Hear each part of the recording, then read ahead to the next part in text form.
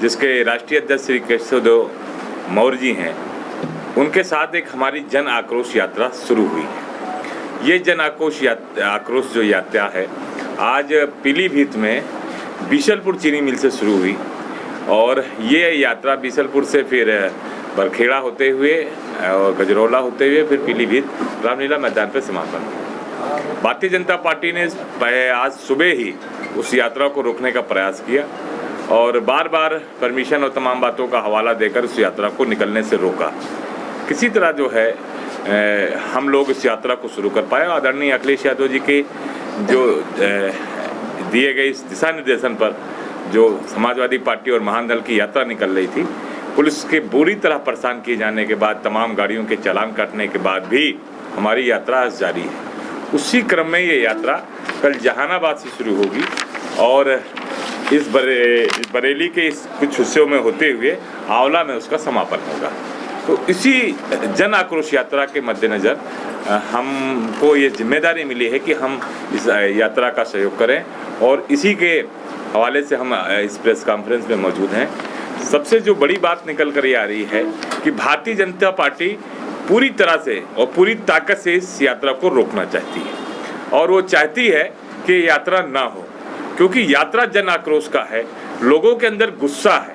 गुस्सा भारतीय जनता पार्टी के खिलाफ है और भारतीय जनता पार्टी की फुल्योर सरकार के खिलाफ है। तो ये आक्रोश बाहर ना आए और लोगों में ये संदेश ना जाए कि समाजवादी पार्टी उस आक्रोश के लिए लगातार जमीन पर सड़क पर लड़ रही है और उस लड़ाई को, जो गरीब मजदूर किसान की लड़ाई है, समाज के आखिरी पंक्ति के व्यक्ति की लड़ाई है, उस लड़ाई को कंधे से कंधा मिलाकर लड़ रही है महान दल के साथ। इस लड़ाई को से हमें लड़ने से दूर रखा जाए, इसलिए भारतीय जनता पार्टी इस जो है पूरी यात्रा को रोकना चाहती है। मुझे आज जो सुबह जब हम लोग यात्रा शुरू करने गए, आदरणीय जिलाध्यक्ष जी मौजूद थे, महानगर जी भी पहुंचे थे, पड़ोस के ज़िले की बात थी, तो आपने देखा होगा कि पुलिस जबरदस्त उस गाड़ियों का चालान काट रही थी और बहुत देर तक हमें यात्रा नहीं निकलने दिया। तो उस कार्यक्रम के मद्देनज़र हमें प्रेस कॉन्फ्रेंस करके सरकार को ये बताना चाहते हैं कि हमारी ये जो जन आक्रोश यात्रा है, जो आदरणीय अखिलेश यादव जी के दिशा निर्देशन पर चल रही है महान दल के साथ, ये यात्रा पूरी जो विधिवत जो पूरी तिथियां हैं, जो पहले से निर्धारित तिथियां हैं और निर्धारित समय और रूट है, उनसे चलेगी। भारतीय जनता पार्टी इस तरह की जन आक्रोश यात्रा को रोककर हमारी हौसलों को पस्त नहीं कर सकती है। हम पर मुकदमा लगाकर या हमको जेल भेजकर या हमारी गाड़ियों का चालान कर कार्यकर्ताओं के हौसले को नहीं तोड़ सकती है। समाजवादी पार्टी पूरी ताकत से इस यात्रा में आगे बढ़कर और इस यात्रा को सफल बनाने के लिए दिन रात मेहनत कर इस यात्रा के लिए लगी हुई है। हमारे आदरणीय जिलाध्यक्ष जी और महानगर अध्यक्ष जी दोनों ने विस्तृत रूप से उसकी तैयारी की है, उसके रूट बनाया है और इस जन आक्रोश यात्रा को सफल बनाने के लिए पूरी तैयारियों के साथ समाजवादी पार्टी और महान दल और आम जनता, जो सबसे बड़ी बात है इस यात्रा में, वो ये बात है कि जब सड़कों से हमारा ये यात्रा निकल रही है तो आम जनता का समर्थन मिल रहा है। आम जनता सड़कों पर आकर फूल माला पहना रही है और आम जनता ये कह रही है कि इस भारतीय जनता पार्टी की सरकार, जो अन्यायी सरकार है, जो दलित पिछड़ों की खिलाफत करने वाली सरकार है, उनका हक मारने वाली सरकार है, जो गरीब के बच्चे की शिक्षा छीनने वाली सरकार है, जो महंगाई से लोगों को ख़त्म करना चाहती है, जो पूरे देश और प्रदेश को बेचना चाहती है, जो गरीब के हक की रोटी छीन कर अमीरों को देना चाहती है, जो किसानों पर रहम नहीं कर रही, जो किसान लगातार 1-1.5 साल से मांग कर रहा है तीनों बिलों के खिलाफ, इन तीनों बिल वापस लेने का। ये सरकार जो गूंगी बहरी बनी हुई सरकार है, इस सरकार के खिलाफ जो गुस्सा है, अब वो गुस्सा सड़कों पर दिखाई देगा और इस सड़क पर इस आंदोलन के तहत, इन यात्रा के तहत समाजवादी पार्टी उत्तर प्रदेश में पूरी लड़ाई लड़ेगी और समाज के हर तबके की लड़ाई लड़ेगी और समाज को न्याय दिलाने का काम करेगी। और उत्तर प्रदेश में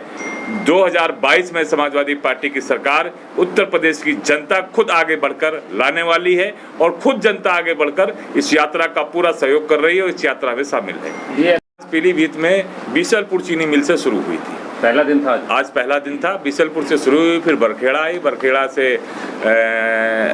गजरौला होते हुए पीलीभीत रामलीला मैदान में समाप्त होगी और फिर कल जो है वो जहानाबाद से शुरू होके कुर्ला कोठी रिच्छा होते हुए भोजीपुरा, फिर भितरी चैनपुर और बरेली से